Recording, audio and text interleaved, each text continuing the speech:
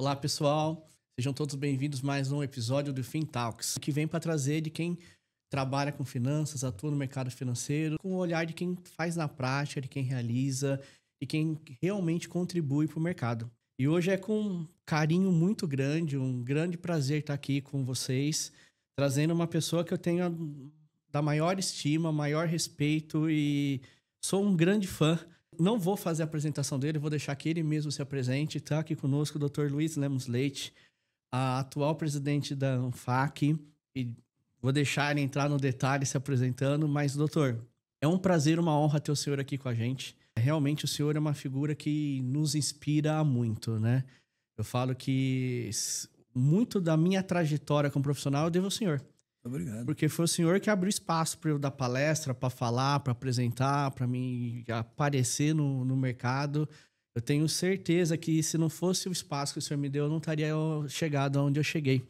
Então, eu tenho uma grande estima, um grande carinho para o senhor. Queria que o senhor se apresentasse, mas pegando um pouco de algo que a gente tem muito em comum, né? O senhor começasse contando um pouquinho, para quem não conhece o senhor ainda, da sua trajetória lá da vida religiosa, passando pelo Banco Público, Banco Central, chegando no FAC, todo o trabalho que o senhor vem desempenhando, que impacta de forma tão positiva o mercado brasileiro.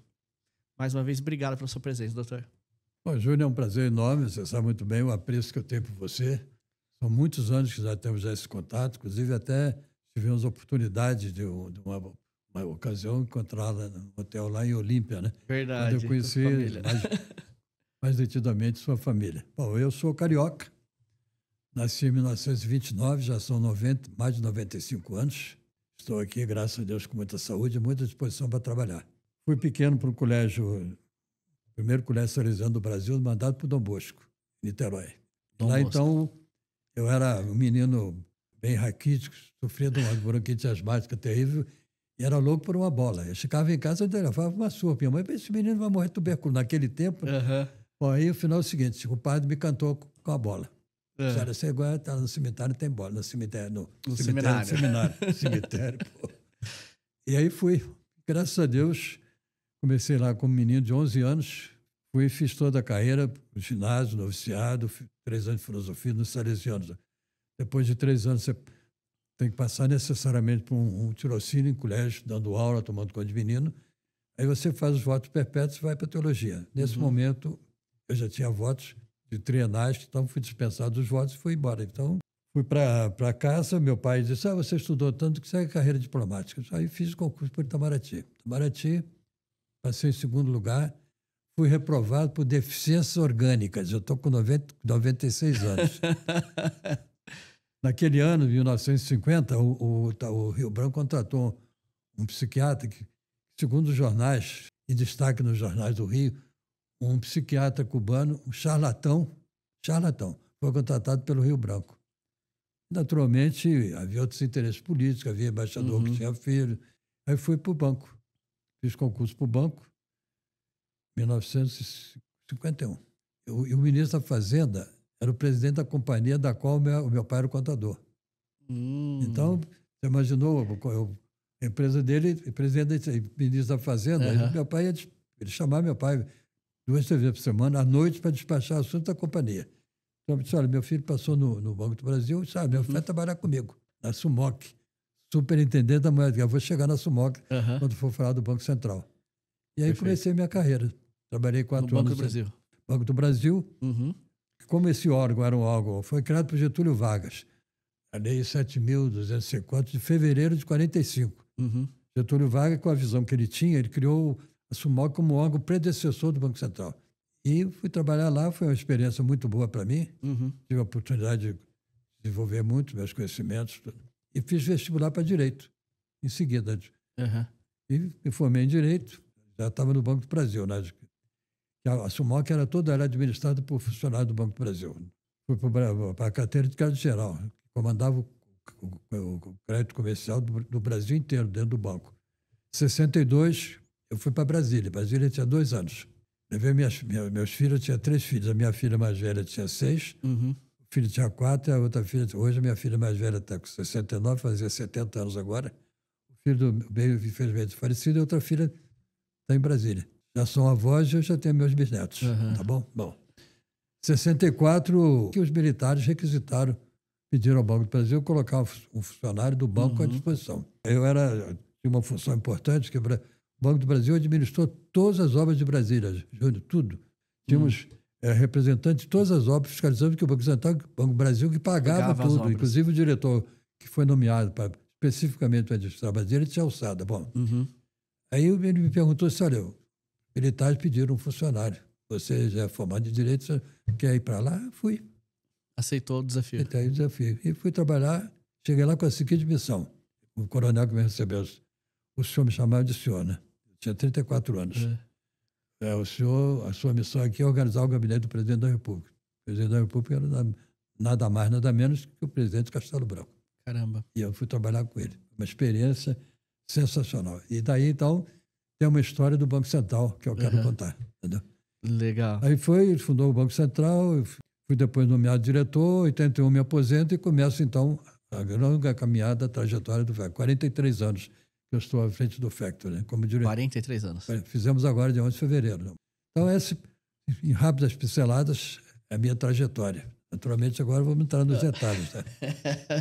Não sei nem por onde começar, doutor. Eu acho que começar pelo senhor. Mais de 90 anos. Bem mais, né? 90 anos. Vou entrar no... Vou fazer 96 agora. 96 anos. Faço questão de dizer. Sou um jovem de 96 anos, né? Muita saúde. E falando forte, né? Porque uma senhora um dia, como é que o senhor tem essa idade e fala como velho? Né? Fazendo uma palestra em Curitiba. Velho que fala, o senhor não fala como velho? Tá bom, minha senhora. E todo dia o senhor está na FAC ainda? 8h30 da manhã estou lá. Abre a FAC todo diariamente. É um exemplo para todos nós, doutor. E realmente é o que eu digo, o corpo humano é uma máquina. A máquina tem que ir substituindo suas peças, fazendo a correção da fadiga do material, e no momento que você é gerado, já começa a envelhecer. Então você vai envelhecendo, quer dizer, não é a idade que determina o envelhecimento, é a cabeça. Daí você tem a longevidade.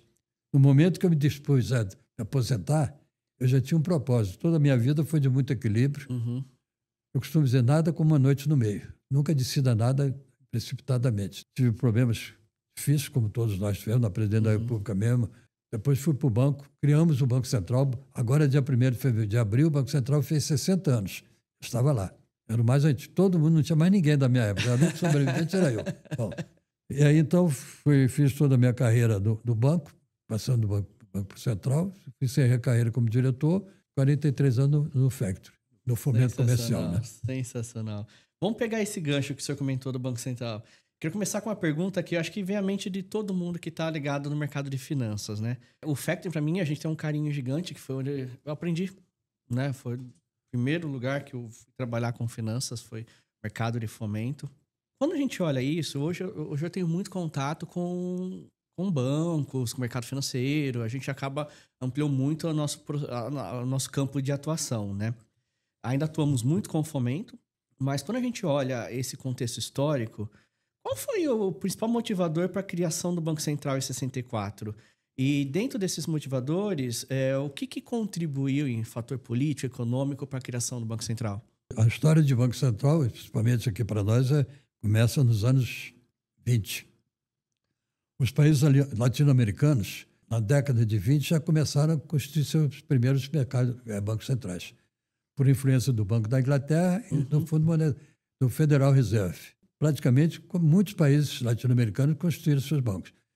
Nós, no Brasil, as primeiras notícias que nós tivemos de Banco Central foi no período do presidente Arthur Bernardes, de 1916, de 16 a 22. Primeiras notícias que houve registrar, tem registro na história.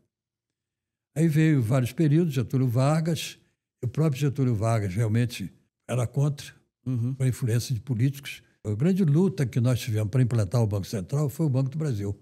Que o Banco do Brasil, como não existia Banco Central, o Banco do Brasil foi fundado em 1808 por Dom João VI. Então, durante esse período todo, a economia do mundo foi evoluindo na medida que havia, né? Naturalmente, o pulo que deu nos últimos anos é uma coisa gigantesca. Né? Bom, aí o que aconteceu? O Banco do Brasil, pela sua tradição, pela sua solidez, pela sua cultura, recebeu a missão de suprir algumas funções que eram próprias do Banco Central.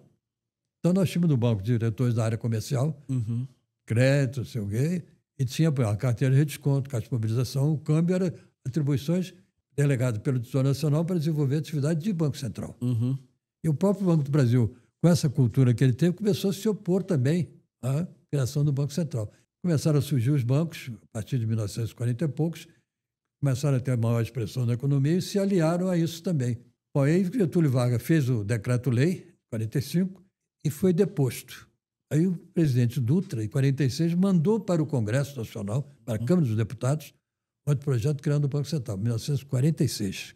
Nesse meio tempo, de 46 até 64, que eu vou me situar, eu estava com o presidente Castelo, nada foi feito. Então, um dia, houve uma reunião lá no Planalto. 18 anos esperando. Exatamente. E aí, houve uma reunião no Planalto, estava o Castelo Bom, políticos, e um dia aí o presidente me chamou, o presidente Castelo, me chamou, me chamava de senhor, né? Eu ficava encabulado, né? Menino de 34 anos, presidente da República. Eu sei que o senhor é do Banco do Brasil. Me diga uma coisa, o presidente Castelo Bom, por que não tem um Banco Central no Brasil? Só, presidente, existe uma série de influências de oposição, de pessoas, da própria estrutura que nós tínhamos da economia. Em 46, o Dutra mandou para a Câmara dos Deputados um projeto de lei criando o Banco Central. Aí ele estava com um bloquinho na mão, isso você fez agora. O bloquinho na mão, anotou assim, 1946, 64. 18 anos, onde é que anda isso? Onde é que anda isso? Presidente, está na Câmara. Acabei de ter uma reunião com o Roberto Campos, vou chamá-lo aqui, que ele me faça um levantamento disso. Imediatamente foi feito. Aí, dias depois, ele fez um ofício, dias depois chegou uma pilha de dossiês, toda amarrada em poeira. Até espirro de tanta poeira que tinha. Roberto Campos ele era meio desbocado, examina esse troço, eu não quero nem ver. Eu juro que tudo que tinha ali dentro se referia a qualquer coisa, menos a Banco Central. Caramba. Entendeu? Um lobby terrível contra a criação. E o presidente disse, vou criar o Banco Central. E determinou o Roberto Campos, o ministro Otávio Gouveia de Bulhões, que era o ministro da Fazenda, para elaborar o projeto. Isso foi mais ou menos final de maio, junho de 64. Prepararam tudo. Roberto Campos chegou e disse, está aqui o projeto pronto, vamos despachar agora com o presidente. Eu e o ministro Otávio. Foram para lá, demoraram horas, o presidente discutiu com eles e assinou o ofício encaminhando para a Câmara. Ele pegou um papel, um cartão que ele tinha, botou, estimado presidente da Câmara dos Deputados, estipula o prazo 90 dias para sancionar esta lei. 31 de dezembro de 64, ele assinou a lei criando 45/95. Que legal. E a lei estipulava o prazo de 90 dias para o Banco Central começar a operar. 90 dias depois, de 31 de dezembro, é 1º de abril. É verdade, não é mentira não. Tanto que lá na minha sala, não sei se você reparou, o único quadro que tenho é balanço de abertura do Banco Central, 1º de abril de 65. Olha isso. O Délio Nogueira, que era o presidente, quem assinou o balanço foi o chefe do departamento administrativo, que era um funcionário, eu era adjunto Lourenço, que assinou o balanço. E o Ataídes, que era o contador. Está lá na minha parte, na minha sala. E aí começou. E aí começa a nossa história. Começou a história. E aí começamos a organizar, tudo muito precário ainda, que aí aquelas contas todas que o Banco do Brasil tinha, ele não abriu mão. Não obstante o Banco Central já estar operando, eles não abriram mão, sacavam nessa conta. Foi uma briga. Teve que haver uma intervenção do próprio governo cancelando essa prerrogativa que o Banco do Brasil tinha. Então, morreu o assunto. Bom, aí o presidente Castelo aprovou uma outra lei vinda do Congresso. Todas as leis eram aprovadas pelo Congresso. Nenhuma lei era aprovada pelo Executivo. Primeiro, tinha os vetos que submetiam aos órgãos para dar opinião, opinar. Aí ele foi feito, então, um projeto Mercado de Capitais. Isso já foi feito por nós no banco. Tem no Banco Central. Então, é a Lei 4.728, do dia 25 de julho de 65, organizou o mercado de capitais no Brasil. Criou os bancos de investimento que não havia.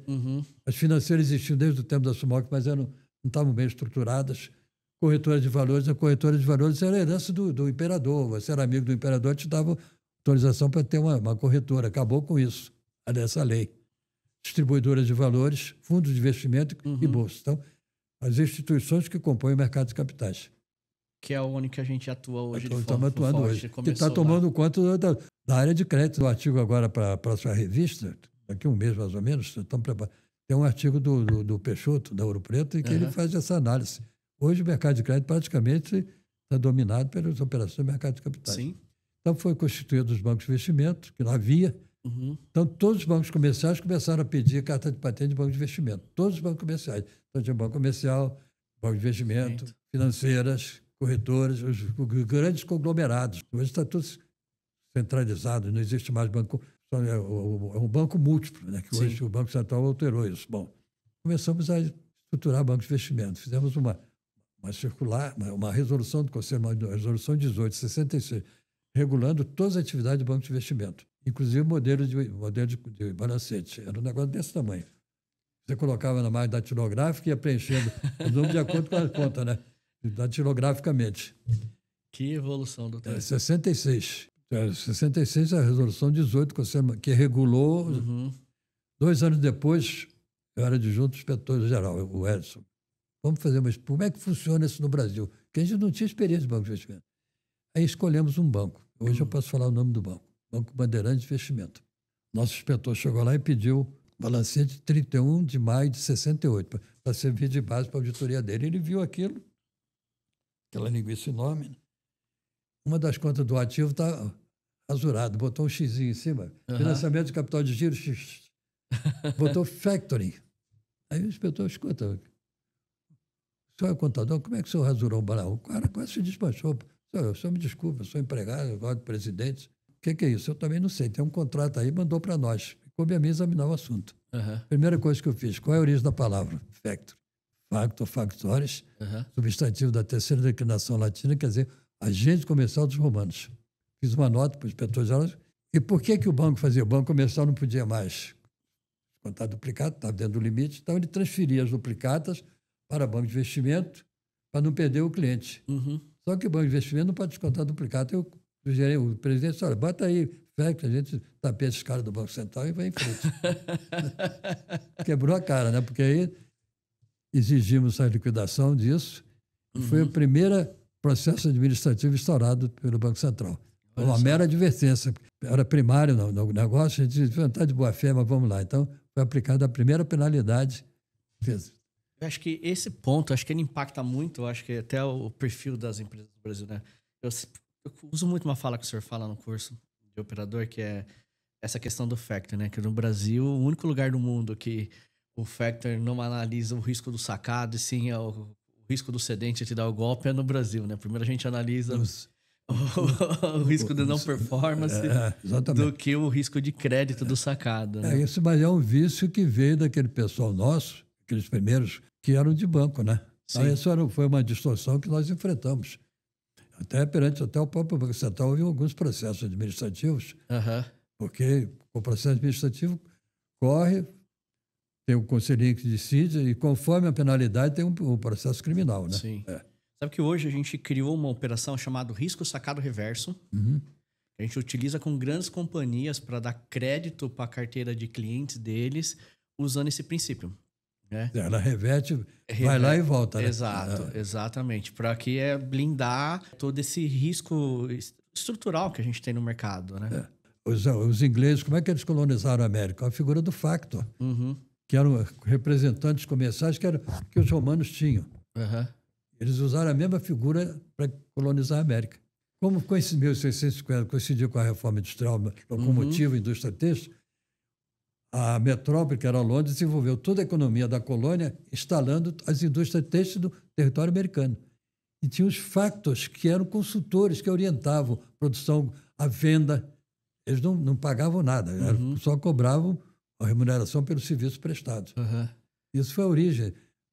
Com a independência americana em 1790 e pouco, 1808, havia um facto muito rico em Nova York, em que eles eram consultores de muitas empresas, pequenas indústrias têxteis, ali na circunvizinhança de Nova York.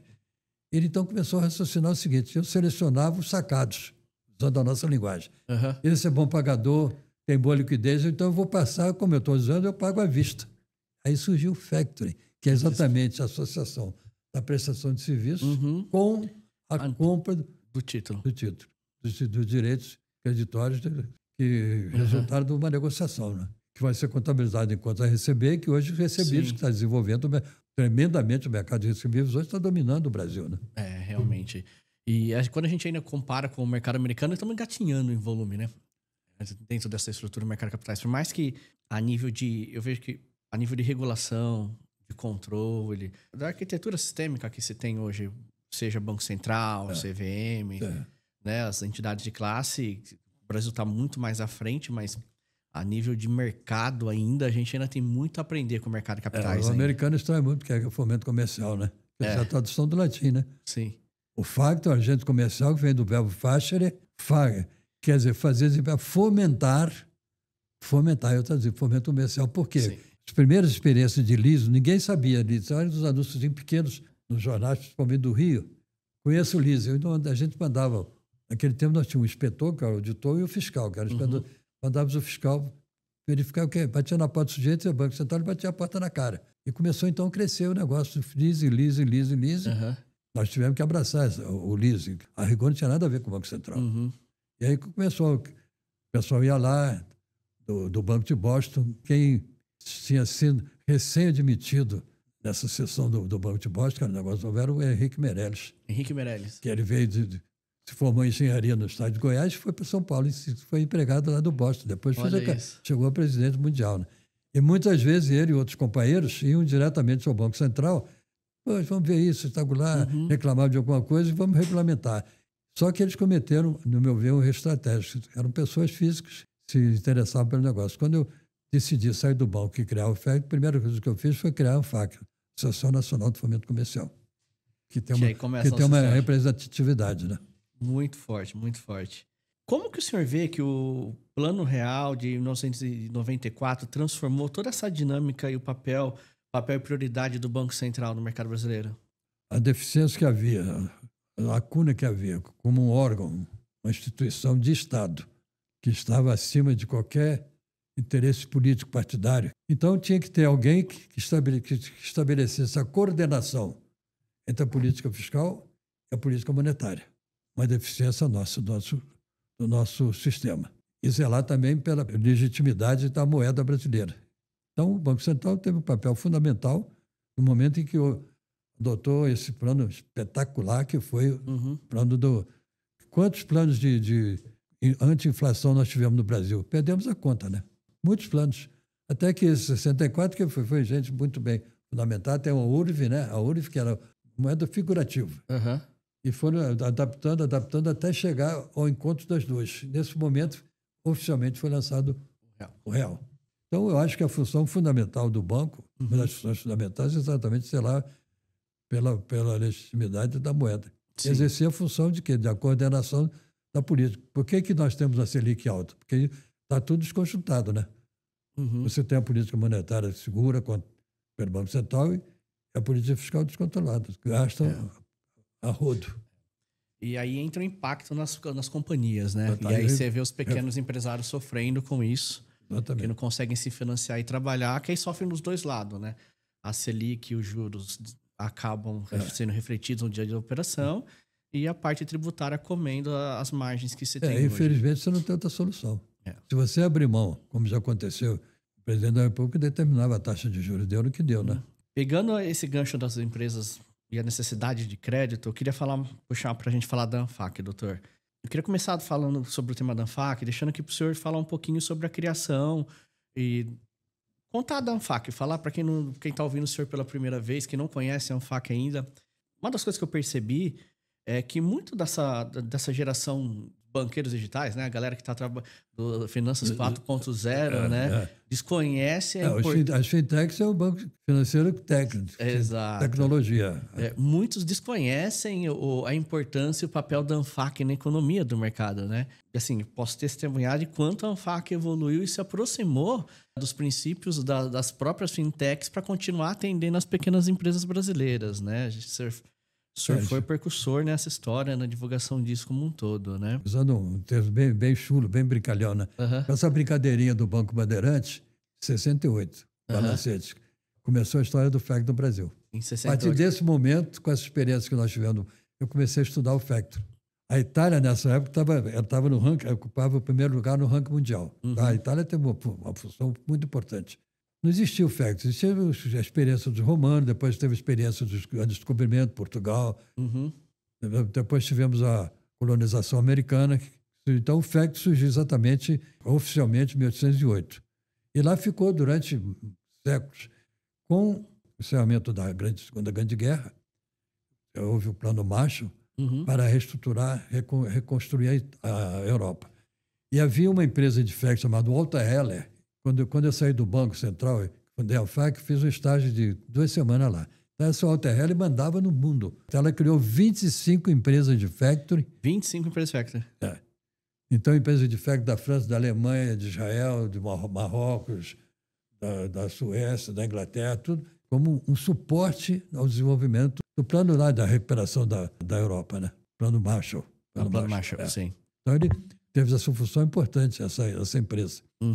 Depois disso, em 1900 e pouco, ela foi comprada por um banco, Fujibank, e aí acabou. Mas foi importante a participação dessa empresa na história da formulação, da divulgação dos princípios básicos do factoring. Quando eu lancei o factoring, saiu no jornal que o ex-diretor do Banco Central liderava um bando de agiotas. Eu disse, olha, tudo bem. E estamos aí, quer dizer, não tem nada de agiotagem, é um negócio muito sério. Sim, com foi certeza. criado para dar apoio à pequena empresa, nós compramos o de valores, o serviço, e compramos os direitos. Então, esse foi um problema sério para poder implantar o FEC no Brasil. O Banco Central entendia que nós estávamos exercendo uma atividade paralela. Então, primeiro que eu não faço empréstimo, não cobro juros. Eu compro os direitos, representado por um pedaço, usava essa expressão bem vulgar, por um pedaço de papel que é um título de crédito. O título de crédito, juridicamente, é um bem móvel. Como você comprou uma mesa, um automóvel, é um bem móvel. Está previsto no Código Comercial de 1850. Código Comercial sancionado por Dom Pedro II. Vigorou até o ano 2001, Código Comercial. Com a experiência que eu colhi exatamente desses anos, de 68 até 81, quando me aposentei, eu colhi. Naturalmente, fui fazer um estágio fundado a FAC lá em Chicago. O Banco Central demorou 6 anos para reconhecer a nossa atividade. 6 anos. Em 82, eu fundei no dia 11 de fevereiro. Só em setembro de 88, que ele baixou uma circular reconhecendo fomento, que eu traduzia para o português, fomento, como atividade eminentemente comercial, não financeira. Dentro desses princípios, pode trabalhar. Não pode confundir nada que está previsto na Lei 46. Eu não quero confundir nada. Eu quero fazer o negócio como deve ser feito. Perfeito. Uma coisa que me irrita, sabe o que é? Me irrita. Os faturisadores, então onde é que vem essa palavra? Não tem razão etimológica nenhuma. Palavra de origem latina, do mais legítimo radical que se pudesse imaginar, da língua latina. Facto factores, substantivo da terceira declinação latina, agente comercial dos romanos. Que eles fizeram, no vasto território romano, eles colocaram estrategicamente os factos para manter íntegros o território imenso que eles conquistaram. Inclusive a britânica, a Inglaterra, a colônia. Vamos por um tempo, romana. Sim.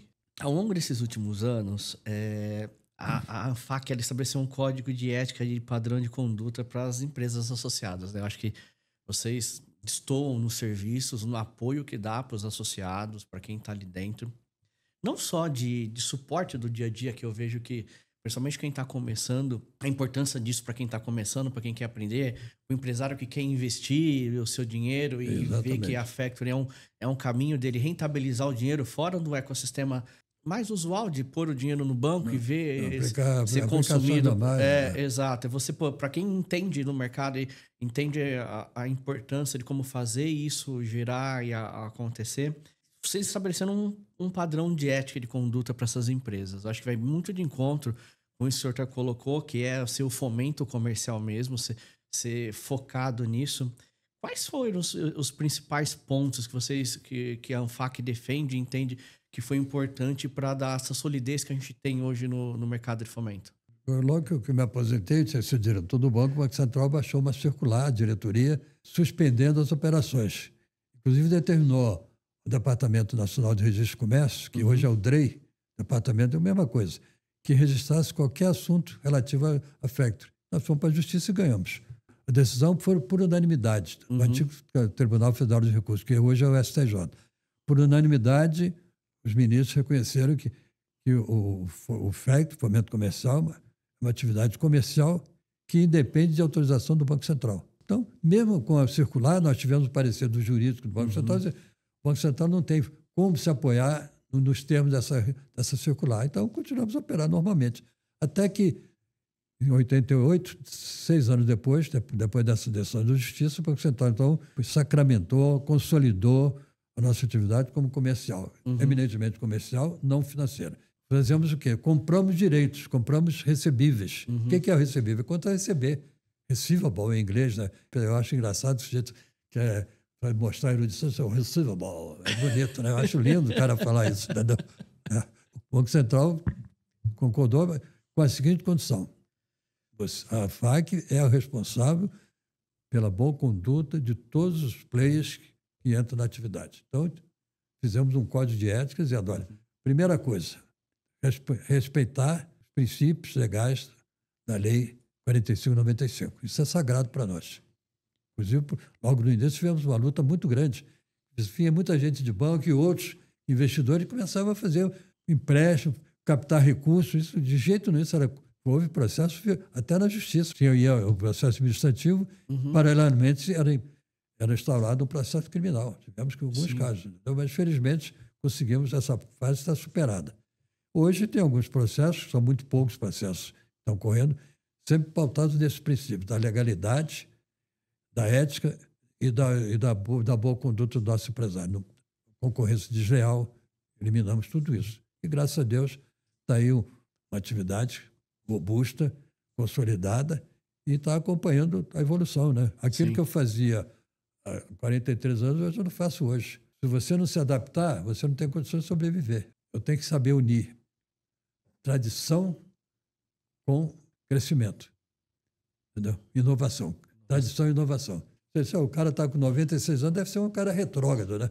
Então, eu tenho a preocupação de conciliar a tradição com a inovação. Fazer quem conhece o senhor sabe claramente que de retrógrado do senhor não tem nada, né?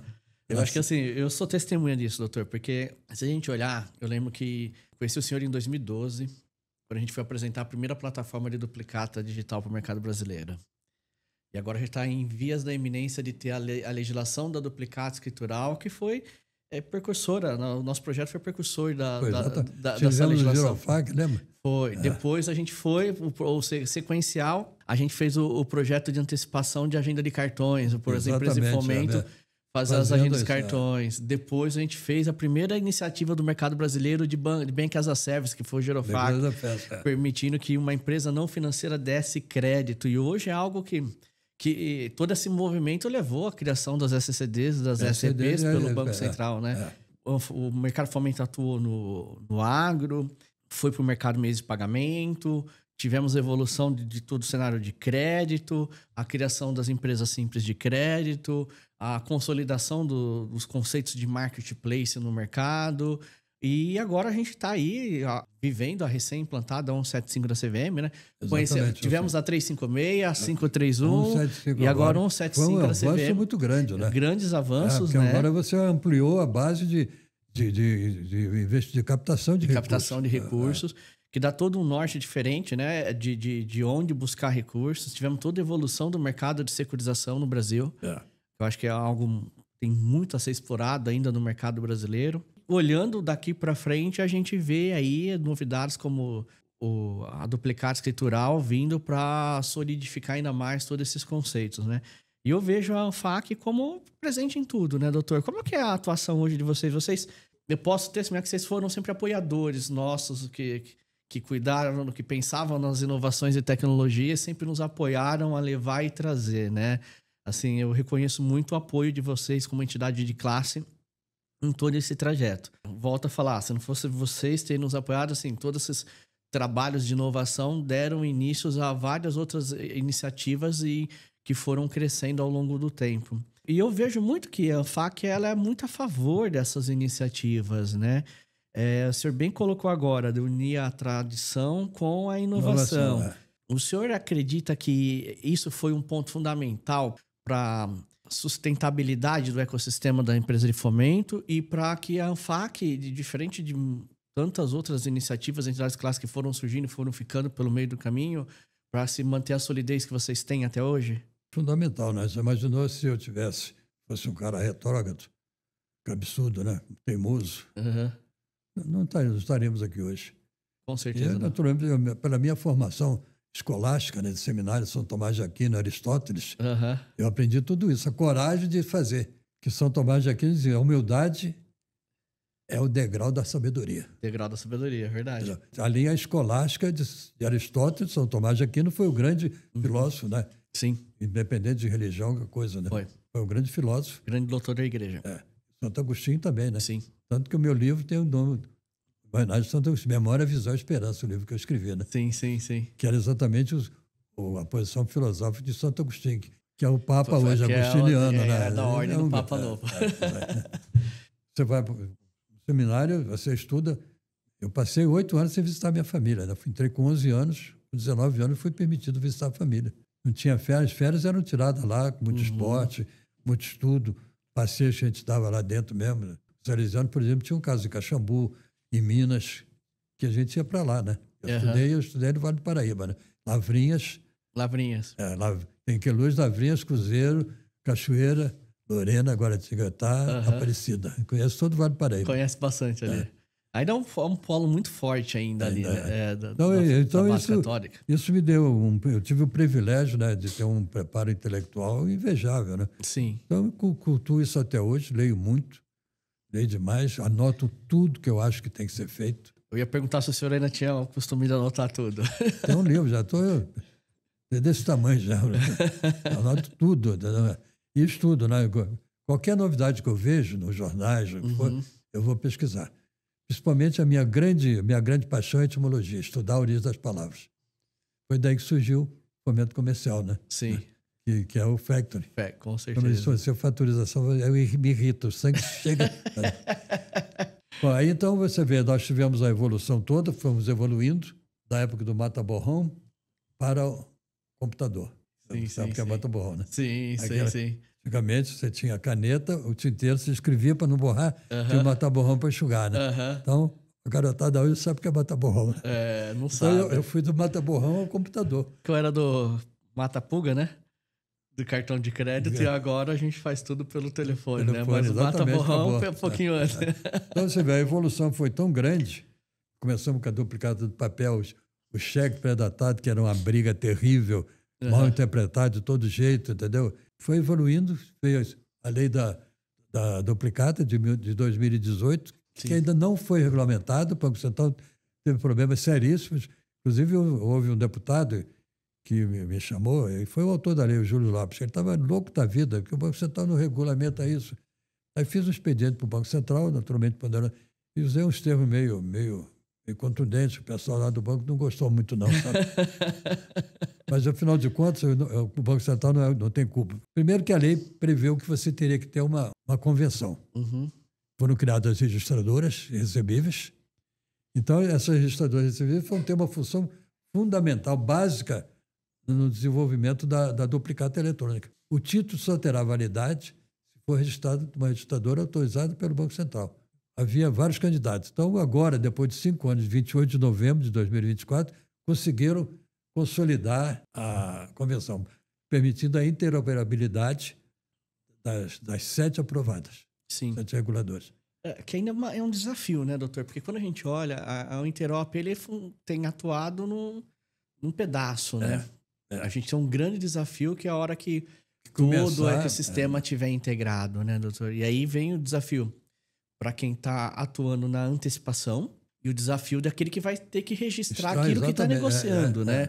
E tudo isso ocorrendo mediante a mudança da legislação da duplicata, em paralelo à mudança da reforma, junto com a reforma tributária, que vem impactando também dos dois lados, né, doutor? A coisa está pautada, né? Tem vamos dizer, umas limitações que existem aí de todos os dados. Você vê o problema, a expectativa que existe em torno da reforma tributária é grande, né? Você vê que está caminhando, entendeu? E, do outro lado, 5 anos que o Banco Central está lutando para implementar duplicata eletrônica. Você já imaginou trabalhar dentro de um universo tão grande de interesses, tudo? Então, para você conciliar isso, uniformizar esses conceitos, foi grande, que é exatamente a convenção. Sem isso, não teria como, né? Então, doutor? você vai ampliar a possibilidade de crédito, principalmente para as pequenas empresas, vai estimular a competitividade do mercado de crédito, que o mercado de crédito hoje também está sofrendo hoje uma consequência grande, porque você vê que o mercado de crédito está pinguando. Sim. E está preponderando o mercado de capitais, com as suas operações, com os seus instrumentos, que é muito mais fácil, muito mais barato, muito mais acessível o crédito, principalmente para a pequena empresa. Hoje nós temos 21 milhões de CNPJ de micro e pequenas empresas. 21 milhões. 21 milhões. É. Como o senhor entende a importância da antecipação de recebíveis para essas empresas, para a sustentabilidade dessas companhias? Bom, eu acho que o crédito tradicional bancário está praticamente superado, né? Então, Sim.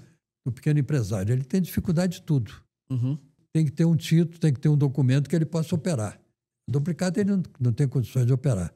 Então, hoje tem a nota comercial, você tem outros instrumentos do CCB, Sim. um contrato de uma transação, de uma prestação de serviço, que é isso que a gente está explorando já com micro e pequena empresa. Inclusive, depois eu vou fazer uma palestra em Curitiba sobre isso. Entendeu? Que legal. Então, o que vai acontecer? Ele vai ter facilidade, vai facilitar o acesso dele ao crédito. Os bancos têm sua política de garantias, as dificuldades de riscos, e o banco, preponderantemente, está baseado nisso. Já no nosso caso é um pouco diferente. No momento que é uma empresa nosso cliente, nós temos a garantia que ela está bem estruturada, já superou as dificuldades normais da pequena empresa. Então, vai facilitar o crédito, vai ampliar as possibilidades da pequena empresa. Apoia no crescimento. Vai ampliar a possibilidade que ela vai ter de acesso ao crédito. Nós estamos desenvolvendo um projeto para uma empresa de fomento, uma securitizadora, que é de um grupo que é de uma rede atacadista. E o que nós desenvolvemos para ela? Porque ele tinha essa dor. Ele atende o B2B pequeno, a restaurante, o lanchonete, o carinha do cachorro-quente, bem pequeno, que não consegue crédito no banco. Não consegue cartão de crédito. Não tem limite, mas precisa de crédito para trabalhar. Ele precisa do crédito do dia a dia. É aquele cara que precisa do crédito do dia a dia para trabalhar, para fomentar a operação mesmo, o dia a dia dele. Conseguimos criar um modelo de monitorar a agenda de recebíveis para que seja garantia do limite do que está se vendendo na duplicata a prazo. Então, é para a empresa de varejo poder vender a prazo, mas monitorar a agenda de recebíveis e a empresa de fomento ser um instrumento financeiro para viabilizar todo o intercâmbio disso, monitoramento e tratativa disso. É uma aplicação na prática disso, né, doutor? Que é poder se aproveitar dessas novidades que vêm que só é possíveis da registradora. Você vai lembrar lá atrás, quando a gente falou de fazer isso, acho que era 2013, quando a gente falou das maquininhas de cartões, né? Tinha que se pôr a maquininha para poder fazer isso, né? Agora não, né? Agora, por causa das MFs, qualquer empresa de fomento consegue poder apoiar e atuar nisso, né? Isso tudo que você descreveu da atividade está dentro do escopo do Factory. A origem do Factory é exatamente o apoio à pequena empresa, independente se ele vai comprar ou não os recebíveis, os direitos gerados por aquelas vendas. Por exemplo, o FDICS sofreu uma oposição tremenda de implantar o FDICS. Então, vamos em frente. Você acompanhou, o grande baluarte nosso foi o Banco de Boston, né? Foi. Porque muita gente lá dentro, o senhor está louco, vamos em frente, gente. Assim como eu fui taxado de louco quando liderei um bando de agiotas, segundo um banqueiro falou de mim. Estamos aí, né? Ele já se foi, eu estou aqui. O senhor continua. Doutor, hoje a gente vê no mercado de fomento, a gente atua com a duplicata de mercantil, duplicata de serviço, CCB, nota comercial, nota promissória, recebível de cartão, né? Agenda de recebíveis. Isso, Você vê a variedade de instrumentos que surgiram. Antigamente só tinha o desconto da duplicata, ou a gente comprava só a duplicata, o cheque pré-datado desde que representasse uma venda mercantil. Hoje está superado, né? Totalmente superado. E à medida que o tempo vai avançando, a gente vai se adaptando. Eu, inclusive, estou na frente de tudo. Estou correndo na frente. Quem quiser, vem atrás de mim. Muito bom. Eu sempre tive, para mim, que o momento que a gente vive hoje das empresas de fomento, quando a empresa de fomento entende o papel dela regional e ela adere a essas novas tecnologias, né? Porque quando a gente fala de uma fintech, como o senhor falou, a empresa de financeira que é baseada em tecnologia. Se a gente falasse disso há 10 anos atrás, teríamos falado que é algo que veio para brigar com os bancos, ocupar espaço, e o que a gente viu foi diferente. Essas tecnologias viraram exponenciais, todo mundo consegue contratar, hoje viraram muito mais prestação de serviço, e eu vejo muitas as empresas de fomento, principalmente quando a gente sai um pouco do eixo Rio-São Paulo, né? Quando a gente sai desse eixo nosso, Rio-São Paulo, vai para o interior. Vai para o interior. Elas são os bancos locais, né? Exatamente. Elas são os bancos locais, né? O exemplo que a gente tem nos Estados Unidos de ter o banco da municipal ali que atende as empresas locais e a população local. A gente vê as factories hoje nesse papel, né? Com as suas contas digitais, utilizando de estrutura de parceiros para dar crédito, não dando crédito, mas através de parceiros de bancarização para dar crédito, para fazer antecipação de agenda de recebíveis e fornecendo não só para o B2B, mas para o B2C também toda a estrutura de conta e antecipação, né, doutor?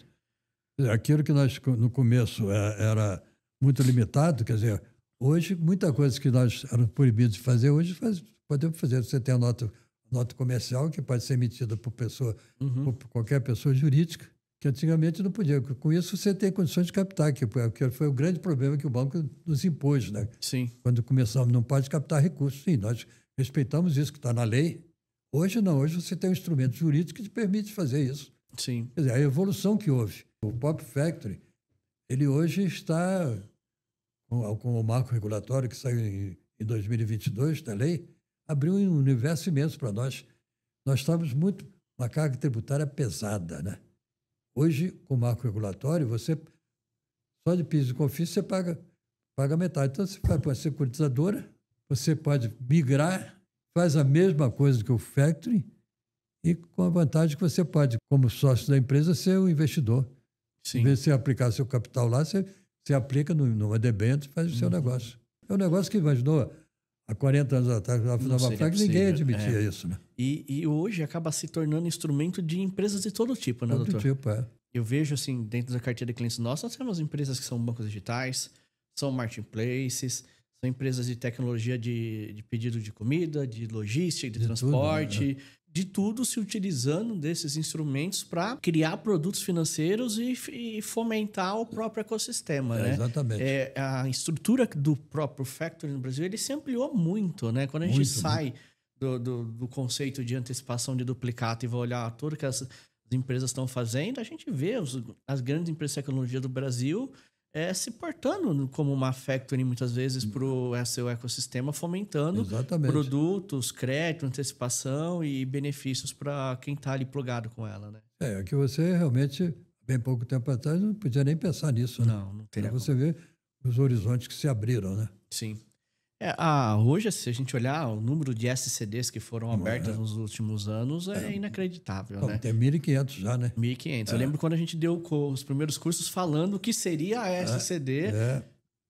Hoje nós já estamos com mais de 1.500 SCD. Aquela proposta daquele questionário que você me submeteu, você vê, cada vez mais se aproximam os dois. Isso, naturalmente, é questão de tempo agora, né? É tempo. E quando a gente vai criando, eu acho que um ponto muito importante que eu vejo que a tecnologia apoiando é a criar a assimetria da informação, né? Que a hora que a gente cria essa assimetria da informação, a gente tira o poder dos grandes, né? Porque todo mundo tem acesso à informação, tem acesso ao dado. Tem um privilégio qualquer que... Não depende mais do dado do banco para poder fazer análise de crédito e dar o crédito para ele, né? A própria análise de crédito, ela se transformou. Muitas empresas hoje, elas cresceram muito no ambiente de crédito, não analisando o crédito, mas analisando a capacidade de pagar. Exatamente. Que é um conceito novo que a gente viu surgir nos últimos 10 anos, né? Que você, quando analisava dentro do sistema tradicional do FEC, que veio dos Estados Unidos, era exatamente o quê? O risco do sacado. Que depois houve essa distorção louca com o negócio da loja americana, que não sei o quê, a contabilidade, o subterfúgio. Então, a verdade é a seguinte... É o risco, quer dizer, você comprou o direito, está comprovada a transação, você transferiu os direitos mediante o endosso, você é o titular do endosso, o devedor é o sacado. Quer dizer, e a vantagem, por exemplo, que existe?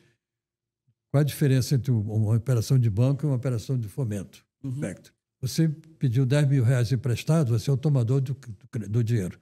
Quem é que vai pagar daqui a 30 dias? Você. É o tomador. Mas se você não pagar, você tem os avalistas, os garantidores. No nosso caso, no momento que você comprou esse direito, deu cash para ele, ele tem o recurso para fazer tudo. E o devedor Mas como me transferiu por endosso, o devedor é sacado. Sim. E a vantagem que tem no nosso caso, qual é? Ele recebe cash, não cria uma exigibilidade, que isso é contabilizado no passivo dele, né? Que ele recebeu dinheiro à vista. Já no banco, você vai contabilizar isso no passivo. Vai para o endividamento dele. Entendeu? Da exigibilidade. Então, são vantagens. Hoje, por exemplo, o fundo das minhas palestras todas tem um quadro, mercado de recebíveis, desse tamanho. O que é mercado de recebíveis? Hoje, terça-feira, dia 20 de maio. Você já imaginou, Júnior, quantos milhões de transações de compra e venda mercantil são realizadas no Brasil, nesse território imenso? Ninguém sabe. Dimensões oceânicas. Assim, eu conversei com um banco recentemente, falando do projeto do duplicata escritural, né? E ele me comentou que só ele processava 2 milhões de boletos por dia. Um banco. Um banco sozinho, 2 milhões de boletos por dia. Então, a nível de transações que a gente tem é inacreditável isso. Então, aí você tem o mercado de recebíveis, que é gigante, fomento comercial, que é o gênero, que comanda o que? As espécies factoring, FDIC e securitadoras. E do lado de cá, as ESCs. Factoring, FDIC e securitadoras compram de recebíveis, compram direitos creditórios, questão de vendas mercantis. Sim. ESC, o microbanco, faz empréstimo. Cobra juros, cobra o que ele quiser. E muitas vezes utilizam de mecanismo de securitização como um FDIC para poder captar e fomentar toda a operação. Né? Que é uma estrutura que as fintechs se utilizaram no passado. Exatamente. Né? Quer dizer, então você vê, a evolução é uma celeridade, né? Acelerou esse movimento a pandemia, né? Foi a criatividade para você superar aquelas dificuldades, gerou esse caminho enorme que se abriu. Eu lembro que em 2020, primeiro ano da pandemia, a gente processou em operações 30 e poucos bilhões de reais. E foi para nós, assim, a gente explodiu em volume de transações, né? E é um número representativo, 30 e poucos bilhões. Né? Mas aí, pegando os números, estudando para a gente estar aqui falando um pouquinho hoje, eu bati mês passado. Mês passado, nós transacionamos na plataforma, doutor, 16,2 bi só no mês passado.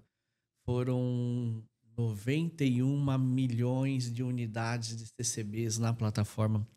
Só na Petrobras, em capital de giro, nós fizemos 1,2 bilhões. O que a gente viu? O que eu estou falando que a gente vê? Como mudou. Né? Porque há 12 anos atrás, quando a gente falava, era antecipação de duplicata, né? Hoje, o que a gente vê muito crescendo é como a migração dessas empresas foram para o crédito. Então, todos esses volumes nossos são as mesmas empresas trabalhando com oferta de crédito para as mesmas empresas que precisam de crédito para trabalhar, né? Com acesso muito mais fácil. Muito mais simples. Muito mais simples, muito mais ágil e direcionado, né? Doutor, eu queria falar um pouquinho de como o senhor viu o futuro de todo o nosso mercado, tá? Na sua visão, qual que seria um dos desafios que o senhor entende que para manter a estabilidade de preços e fomentar o crescimento econômico de forma sustentável, olhando todo esse cenário global? O que o senhor entende como principal desafio para as empresas brasileiras? Bom, eu acho que o principal desafio é uma questão de cultura, né? Eu acho. Um filho seu, que era um menino, hoje é um grande técnico. Sim. Então, eu acho que o futuro está aí. A gente entrar nesse caminho. Infelizmente, nós não temos um apoio oficial de governo. Eu sei o seguinte, que com tudo isso que está acontecendo, é um país fabuloso. É fabuloso mesmo. Porque, olha, não depende de governo, não depende de nenhum desses políticos que estão aí, naturalmente com as ressalvas necessárias, estão muito preocupados com os problemas, mesmo com o nosso. E o Brasil está indo para frente. Olha, nós vamos superar tudo isso, viu? Eu quero ter a idade de chegar lá ainda, né? Amém. Tá bom? Eu acho isso. Eu viajo o Brasil inteiro, só vejo isso. Todo mundo trabalhando, entusiasmado. As dificuldades, a gente supera as dificuldades, se reúne. É um povo resiliente, né? Resiliente. É um povo resiliente. Eu tenho um amigo alemão, que ele, inclusive, você deve conhecer, já tem participado de congresso, até do meu aniversário, ele vem da Alemanha. Ele fica louco. Não existe país igual a esse. Com tudo isso que vocês têm, o país cresce. É isso mesmo. É isso mesmo. É realmente algo que inspira, né? Tinha tudo para empresário desistir, mas não, ele continua ali resiliente, trabalhando, no nosso caso, gerando emprego, pagando imposto e fazendo a economia todo mundo se reclama movimentar. do imposto, é caro, mas vamos em frente, entendeu? E vamos em frente. Não estou olhando para trás, não, viu? Sai da frente. É sensacional. Então, essa é a minha posição, é essa, exatamente, que você entendeu, né? Eu quero exatamente conciliar as coisas, entendeu? Sem ser radical. Sim. Então, meio termo ali, o equilíbrio das coisas. Às vezes você tem situações difíceis, você tem que ter paciência, né? Eu acredito muito nessa fala que o senhor está colocando, é o que eu tenho defendido muito, que a gente não pode pensar em inovação sem deixar de olhar o que a gente já viveu de experiência. Exatamente. Então, assim, se não tiver as duas coisas integradas, não vai dar certo, ou uma coisa ou outra.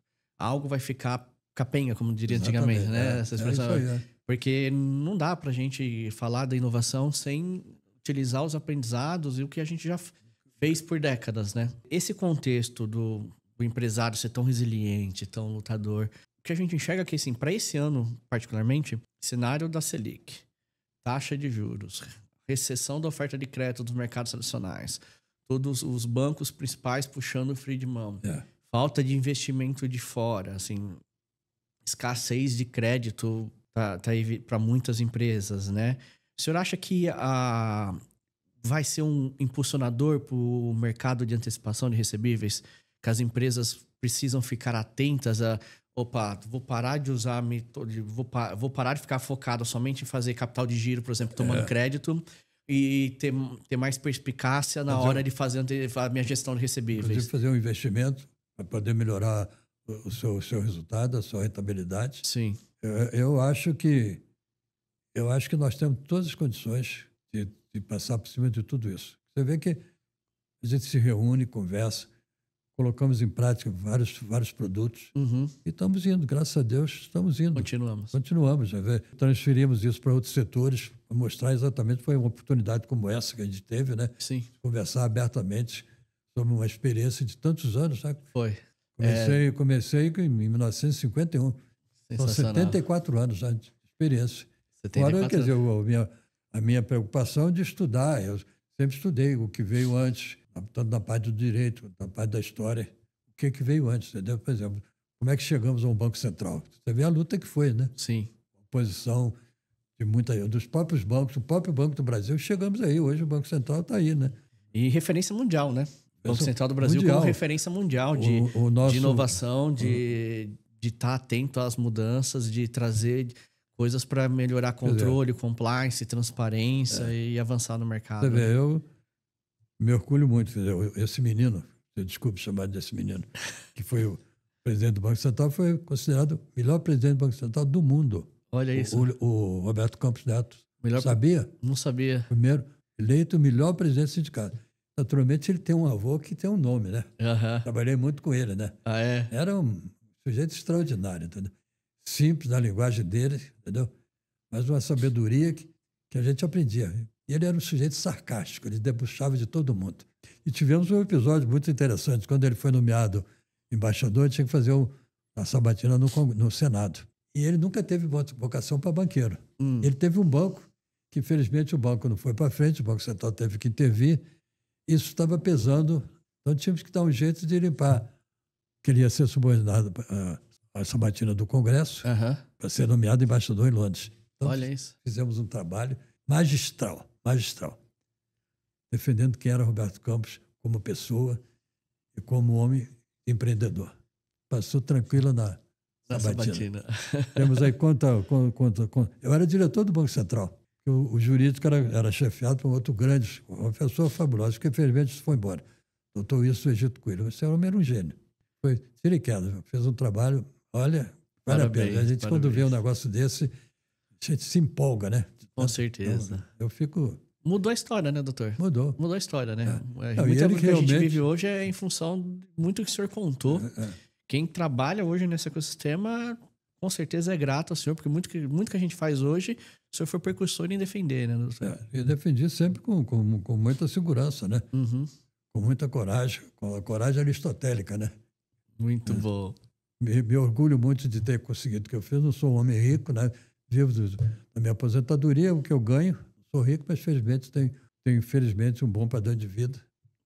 E é um exemplo para todos nós, doutor, com certeza. O senhor é rico de alma, de espírito, de história, de legado, não tem como falar que não. Doutor, a gente tá chegando aqui ao final, sei que a gente passou, né? É uma pena, acho que daria... Mas assim, a gente vai ter um próximo, logo mais, acho que eu comentei com o senhor. Vai ser um debate, né? Vai ser um debate. Vai ser um debate Estamos bem aí. legal. Vai ser quente isso vai. Queria que você deixasse uma fala hoje para os empresários em fomento, né? Olhando daqui para frente, o que o senhor entende que eles deveriam estar atentos nos próximos anos como empresários em fomento, do ponto de vista de oportunidade ou de atenção que eles deveriam ter dentro dos seus negócios? O convívio que a gente tem nos variados cursos, né? A experiência que a gente tem, no dia a dia temos contato com muitos, vem muita gente visitar de outros estados. Essa semana mesmo recebemos semana passada, um pessoal que veio de Belém do Pará, que é um estado, na nossa atividade, de franco progresso, viu? Um estado que tem alcançado resultados excelentes, viu? Do ponto de vista da economia, da atividade nossa e, naturalmente, do estado. Né? Eu acho que a principal preocupação nossa, como empresário, que tem uma responsabilidade, tem uma empresa, tem um compromisso com a sociedade, é exatamente zelar pelos princípios básicos. Qual é o princípio básico de qualquer empresa?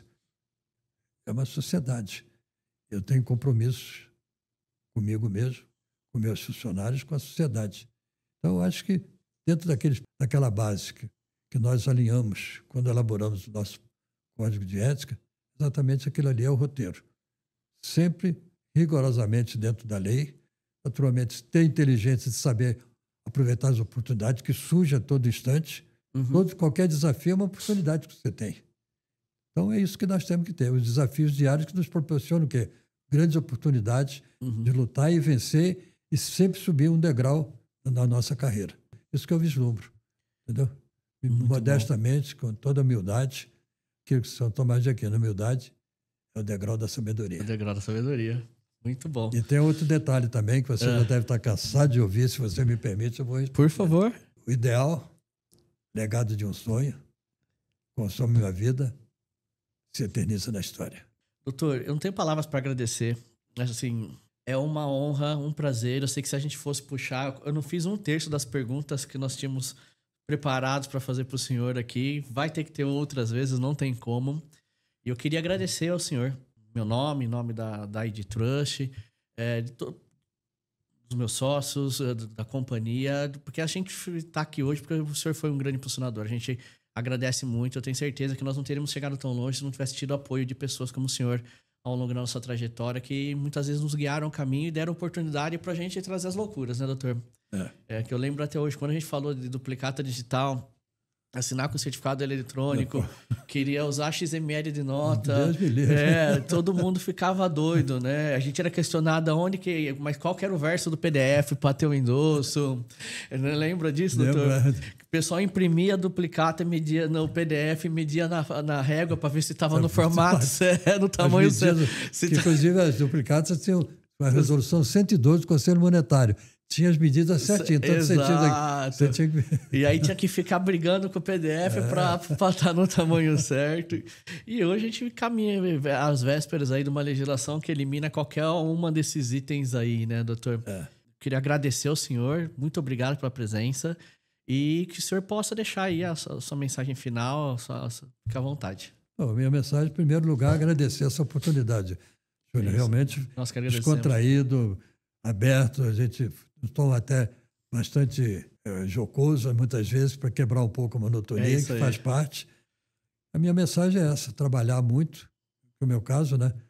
Por que eu não vou para casa? Porque eu quero sobreviver e que eu vou descansar na eternidade. Então, eu quero trabalhar enquanto tiver vida. É isso aí. Por que você não tira férias? Porque eu quero trabalhar. O trabalho é exatamente o que motiva a gente a chegar numa idade como eu, né? Que não falo como velho, né? O velho não fala assim, eu falo...